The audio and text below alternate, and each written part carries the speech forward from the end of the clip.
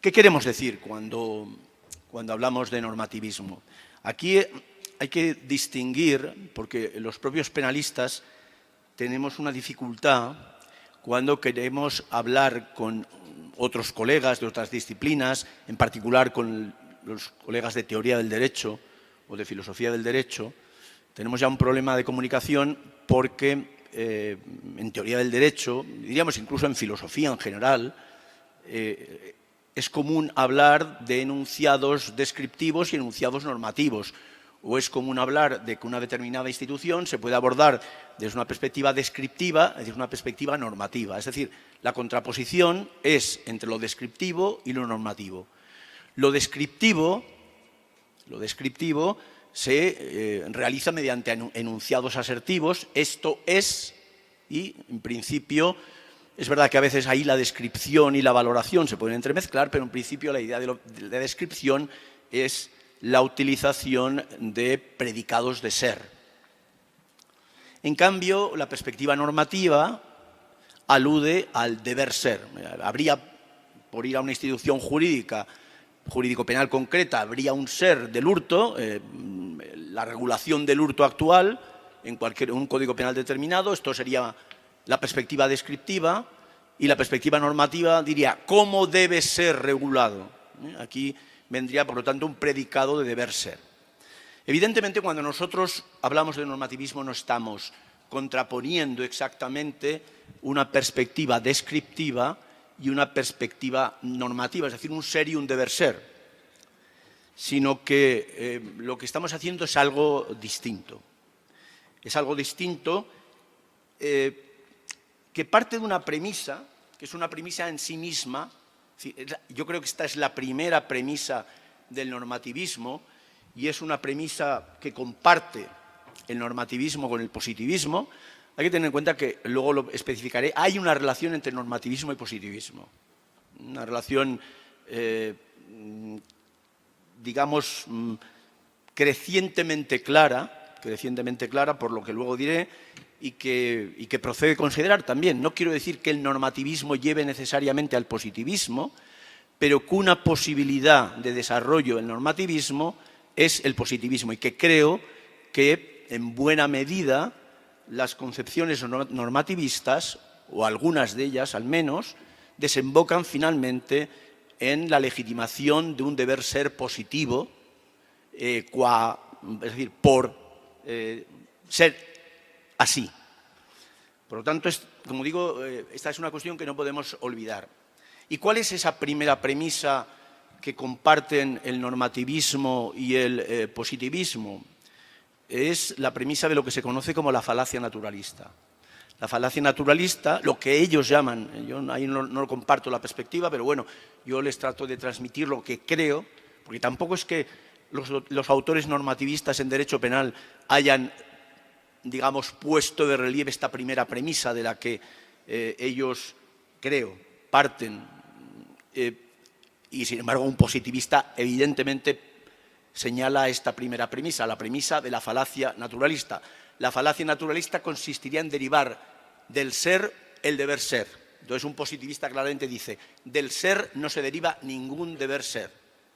Es imposible del ser derivar un deber ser, es decir, para un positivista el ser no contiene normatividad alguna. Y la falacia naturalista la contrapone el positivista al justnaturalismo, que sí deriva del ser, ya no, muy en particular del ser del hombre, pero no solo, deriva enunciados de deber ser. Pues bien, un positivista evidentemente niega esta posibilidad, le llama falacia, la falacia naturalista, y a partir de ahí dice, bueno, el deber ser, dado que no viene del ser, tiene que venir de otro lugar. En función de cuál sea la perspectiva normativista, ese otro lugar, ese otro sitio de procedencia del deber ser, pues puede variar. Pero ya podemos poner de relieve que si no viene del ser, lo más normal es que venga de una voluntad distinta del ser. Y nos podemos encontrar con la norma fundamental de Kelsen. La obra de Kelsen es una obra normativista. Es más, Kelsen es el más normativista de todos los autores cuando dice voy a construir una teoría pura del derecho. La teoría pura del derecho de Kelsen es una de las manifestaciones más claras de normativismo jurídico. Por lo tanto, creo que una premisa del normativismo es la falacia naturalista. Del ser no cabe derivar el deber ser. Algo más compleja de lo que el normativismo jurídico sostiene y, sobre todo, de lo que el normativismo jurídico positivista sostiene. Hay una interacción entre el plano del ser y del obrar y entre el plano del deber ser. Esto es importante ponerlo de relieve con respecto a determinadas posiciones que, de alguna manera, vendrían a sostener la posibilidad de mantener contrafácticos permanentemente en el tiempo. Eso no es verdad, no se compadece con la situación de la realidad del derecho y, por lo tanto, insisto, esta premisa de la falacia naturalista que decíamos, del ser no se puede derivar el deber ser, ha sido corregida en el normativismo jurídico penal, desde luego, de forma muy clara. Es decir, la dinámica social es perfectamente reconocida por los normativistas en derecho penal como un elemento que lleva a modificar las normas. Con lo cual, obviamente, sí se está afirmando que cambios en el plano del ser determinan cambios en el plano del deber ser. Pero la pretensión, insisto, primaria era esa. Por lo tanto, si tuviéramos que definir el normativismo en derecho penal, por lo menos lo que se plantea como normativismo en derecho penal, diríamos que es normativista aquella posición que entiende que los conceptos del derecho penal deben elaborarse desde una perspectiva de un deber ser, de una pretensión de deber ser, que en principio no se vería limitada por una determinada realidad del ser. Es decir, una pretensión de elaboración de los conceptos desde una perspectiva exclusivamente jurídica. Ahora bien, hablar de eso como normal. Por lo tanto, ¿qué comparte el normativismo?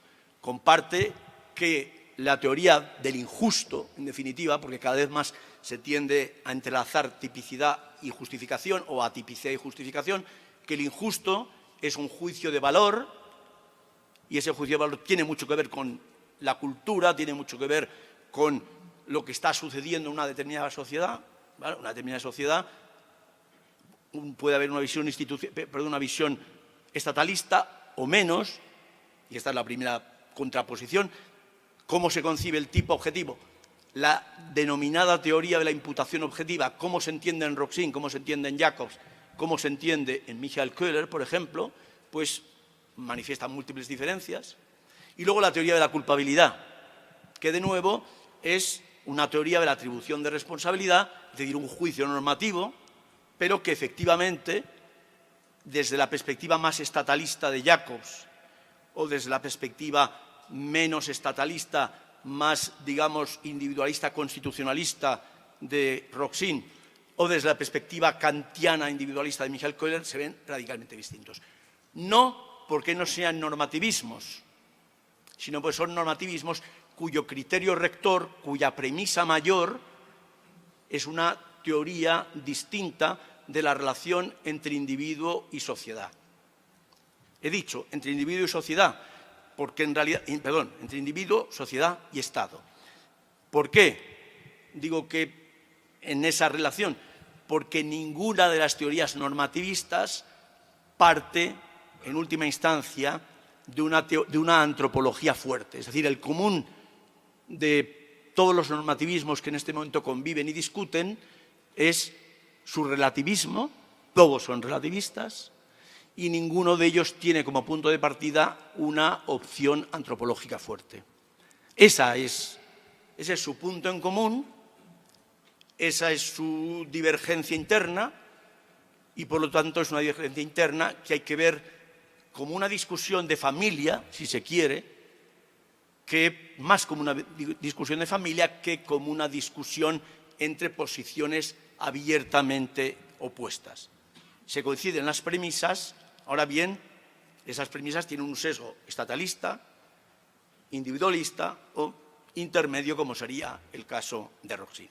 Este era el planteamiento que yo quería hacer, un planteamiento fundamentalmente